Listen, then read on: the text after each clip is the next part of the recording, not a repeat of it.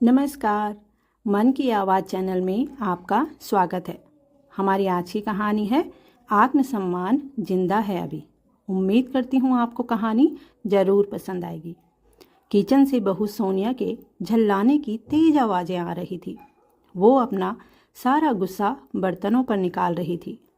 अपने कमरे में बैठे राम किशन जी सब सुन रहे थे। उन्होंने एक गहरी सांस भरी। राम किशन जी जानते थे कि ये चिढ़ बर्तनों पर नहीं बल्कि उनके लिए है।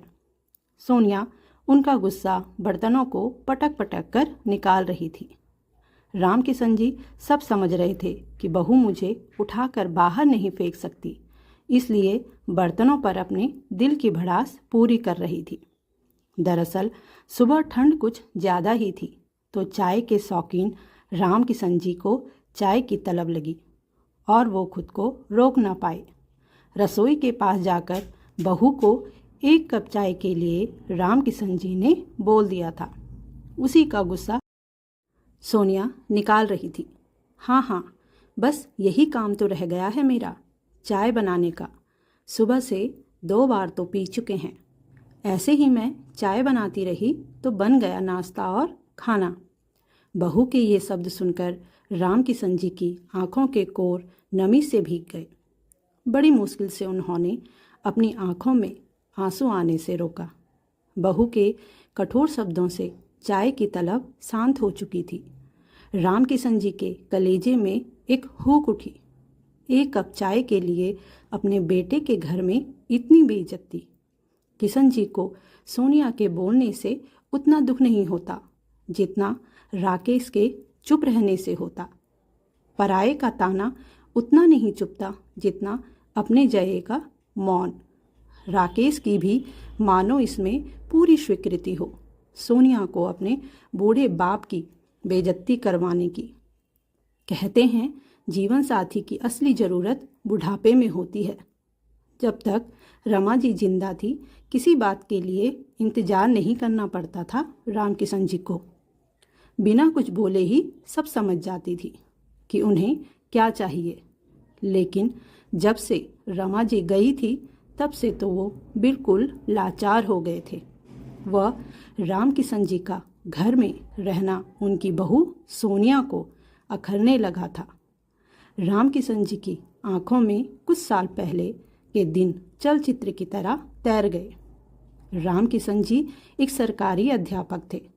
अपने इकलौते बेटे राकेश के लालन पोषण में भी कोई कमी नहीं छोड़ी थी उन्होंने, और समय रहते सोनिया के साथ राकेश की शादी भी करवा दी।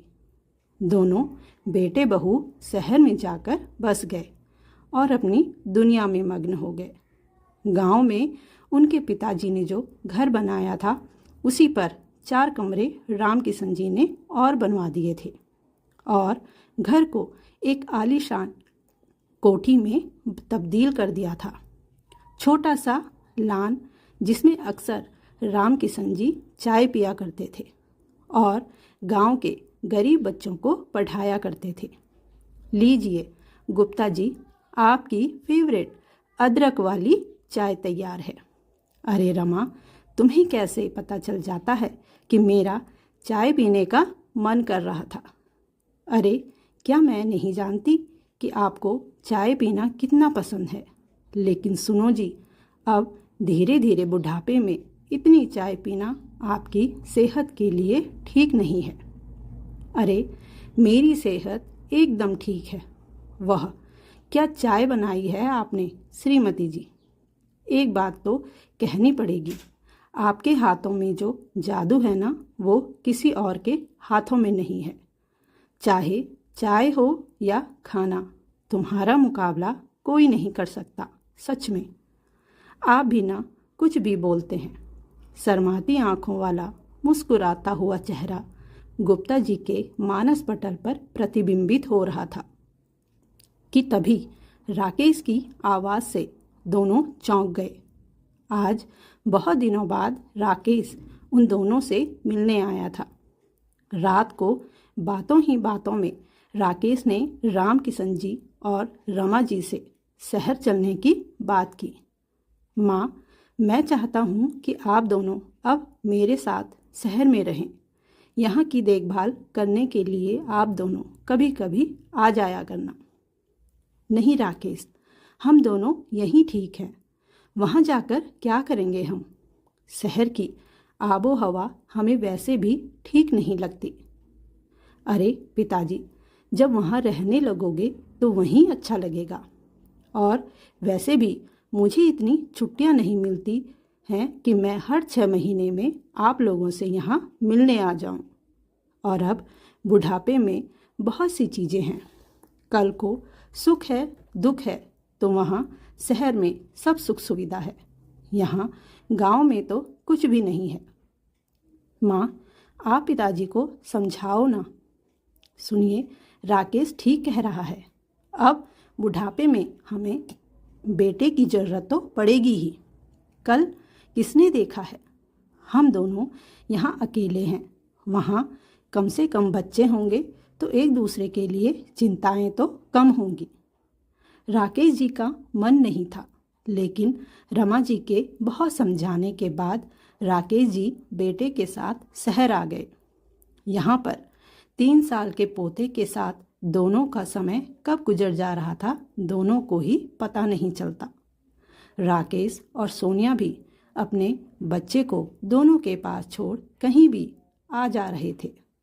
न सोनिया को ये चिंता रहती कि बच्चा क्या खाएगा और न सास ससुर की। रमा जी बच्चे के लिए भी बना देती और अपने दोनों के लिए भी। सब खुशी खुशी कर लेती। 2 साल कैसे बीत गए पता ही नहीं चला कि अचानक एक रात बिना कोई आहट किए रमा जी चली गई। सन्न रह गए किशन जी। भला ऐसे कोई जाता है क्या जिसने मुझसे पूछे घर की चौखट भी कभी पार न की थी, वो एक दिन ऐसे बिना कुछ बोले चली जाएगी? किशन जी को विश्वास न था। रमा जी के जाने के बाद कुछ दिन तो ठीक गुजरे, लेकिन एक दिन जब राकेश ने गांव के मकान को बेचकर शहर में बड़ा घर लेने की बात कही, पिताजी अब माँ तो चली गई, अब आप भी गांव नहीं जा पाओगे, तो क्यों ना गांव वाला मकान बेचकर यहाँ बड़ा घर ले लें। लेकिन रामकिशन जी ने गांव का मकान अपने जीते जी बेचने से साफ मना कर दिया। बस तभी से बेटे बहू का रवैया उनके प्रति पूरी तरह बदल गया। अब तो सोनिया का मुंह मनमाने और अपमानित करने के ढंग से खुलने लगा और राकेश ने चुप्पी साध ली। अब बूढ़ा ससुर सोनिया की आंखों में खटकने लगा। वैसे भी अब पहले जैसी आज़ादी सोनिया की नहीं रही। पहले जो दिलाए खाते घूमते थे। पूरे घर की जिम्मेदारी और बच्चे की जिम्मेदारी उन्होंने रमा जी और रामकिशन जी पर छोड़ी हुई थी। अब एक बंधन सा महसूस होने लगा था सोनिया को। हर महीने घर के खर्चे और उनकी दवाइयों के नाम पर राकेश सारी पेंशन ले लिया करता और तब भी बूढ़ा बाप दोनों को अखर रहा था। अब और अपमान सहना उनके बस में नहीं रहा। इससे पहले कि बेटा बहू उन्हें और बेइज्जत करें, वो अपना मान रखकर खुद ही जल्दी यहाँ से जाने का निर्णय ले लेते हैं। अगली सुबह जब काफ़ी देर तक रामकिशन जी कमरे से बाहर नहीं आते हैं, तो राकेश उनके कमरे में जाकर देखता है तो उसके पैरों के तले जमीन खिसक जाती है। वो देखता है कि उनका कमरा खाली है और मेज के ऊपर एक कागज रखा है जिसे राकेश पढ़ने लगता है। प्रिय राकेश, सदा खुश रहो। तुम्हारी माँ के जाने के बाद मेरा यहाँ रहना बहुत मुश्किल हो गया है। मुझे आभास था कि मुझे शायद वापस गांव जाना ही पड़ेगा, इसलिए मैंने तुम्हें वहाँ का मकान बेचने के लिए मना किया था। मेरे मरने के बाद उस मकान का जो तुम्हारा जी करे वो करना, लेकिन जब तक मैं हूँ मैं नहीं बेचने दूँगा और मैं वापस गांव उसी मकान में रहने जा रहा हूँ।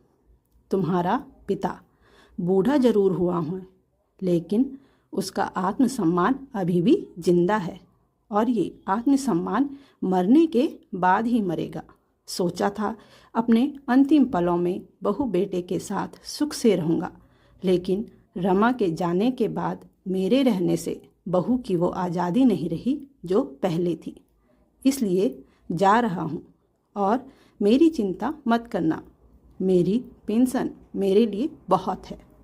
गांव में 2 वक्त की रोटी कोई भी खिला देगा। तुम्हारा पिता। इधर राम किशन जी ट्रेन पर बैठ चुके थे। ट्रेन चल दी और पीछे छूटते हुए शहर के साथ राम किशन जी ने पिछली कड़वी बातों को भी छोड़ दिया। स्टेशन पर कोली से सामान ऑटो में रखवाकर वो अपने घर पहुंच गए। घर को देखते ही अपनेपन का एहसास ने राम किशन जी को भिगो दिया। उन्हें ऐसा लगा मानो अभी रमा आकर गले लगेगी और उनके लिए अदरक वाली चाय बना ले आएगी। ताला कुंडी खोलने की आवाज़ आते ही आसपास से सब लोग आ गए। राम किशन जी को देखते ही सब अत्यंत प्रसन्न हो गए। कोई दौड़कर पीने का पानी ले आया, कोई चाय, तो कोई अपने घर से खाने की थाली परोसकर ले आया। सबकी खुशी छलक पड़ी थी।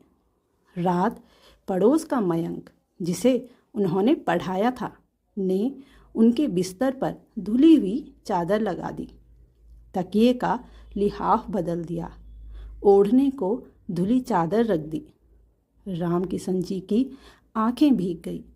वहाँ वह हफ्तों सोनिया को कहते रहते कि चादर और तकिया के लिहाफ बदल दे, लेकिन वे बदले ही नहीं जाते थे।